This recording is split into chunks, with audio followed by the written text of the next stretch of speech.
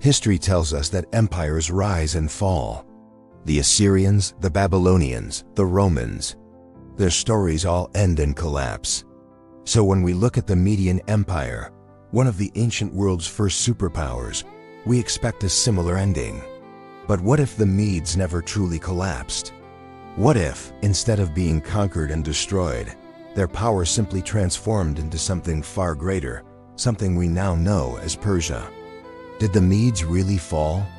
Or did they just evolve, giving birth to one of the most influential empires in human history? The answer isn't a simple yes or no. It's a story of ambition, betrayal, and a political masterstroke that changed the world forever.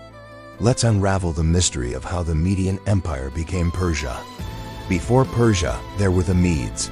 Emerging from the rugged Zagros mountains of modern-day Iran, they weren't just a minor tribe. They were architects of history.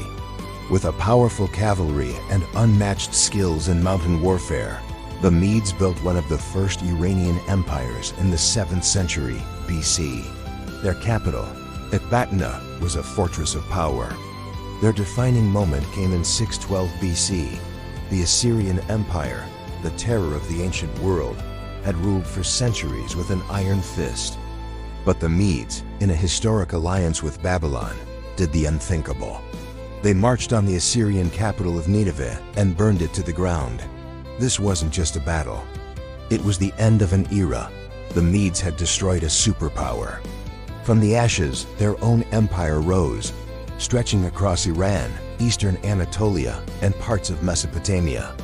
The Medes were now a force to be reckoned with, a dominant power in the Near East. But as with so many great empires, the seeds of their transformation were already being sown from within. Empires rarely fall from external enemies alone. They often weaken internally first. This was certainly true for the Median Empire under its last king, Astyages. While the empire looked strong on the outside, inside, it was beginning to rot. Astyages had centralized power so heavily that it created deep resentment among his nobles and generals. The Median administrative system was fragile, relying on personal allegiance to the king rather than strong, stable institutions. If you lost the loyalty of your key people, the entire structure could crumble. And that's exactly what started to happen. The nobility grew tired of Astyages' autocratic rule, and his top commanders began to question their loyalty. The empire was a house of cards, waiting for a single gust of wind to bring it down. And that wind was coming. The greatest threat to the Medes was born within their own royal bloodline. According to the ancient historian Herodotus, King Astyages had a dream that his grandson would one day overthrow him. Terrified by this prophecy, he ordered the child to be killed. But the baby, named Cyrus, was spared and raised in secret among shepherds in the Persian region of Anshan. As he grew, Cyrus became a charismatic and capable leader, a natural unifier of people.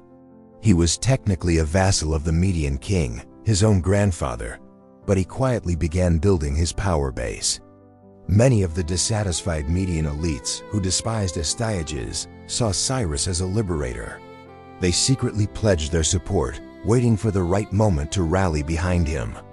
The stage was set for a dramatic confrontation, one that would pit grandfather against grandson for the fate of an empire. Around 550 BC, the inevitable clash happened.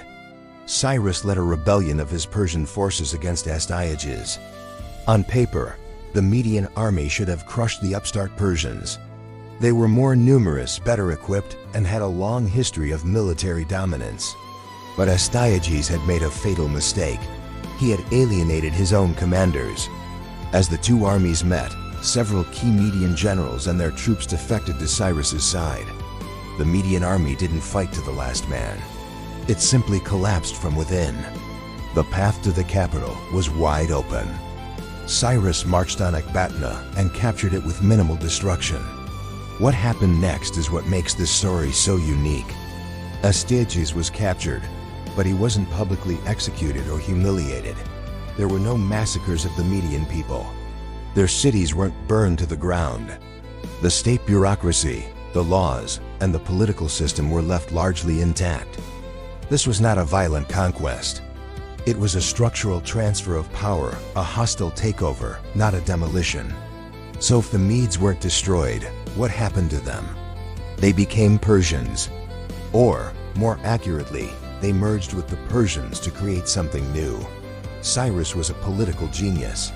He understood that you couldn't build a stable empire on a foundation of vengeance and destruction. Instead of purging the old Median elite, he integrated them. Median nobles retained their high positions and vast estates. Median governors continued to administer their provinces. Median generals were given command in the new Achaemenid army. In fact, for decades, Greeks referred to the Persians and Medes as if they were one and the same people. The culture, the military traditions, and the administrative experience of the Medes were not erased. They were absorbed, becoming the very backbone of the early Persian Empire. Persia wasn't built on the ruins of Media. It was built upon Media itself. This seamless transition is what changed the course of world history. By merging the Medes and Persians, Cyrus created the prototype for the first truly multinational multicultural empire. Unlike the Assyrians who ruled through terror, Cyrus and his successors introduced a revolutionary model of governance based on tolerance and local autonomy. Conquered peoples were allowed to keep their religions, their customs, and even their local leaders, as long as they paid their taxes and remained loyal. This stable framework allowed for unprecedented developments, like the Royal Road, a vast network that connected the empire, and a sophisticated communication system. This model of empire unity without forced assimilation was so successful that it would be copied for centuries by Alexander the Great, the Romans, and even later Islamic caliphates.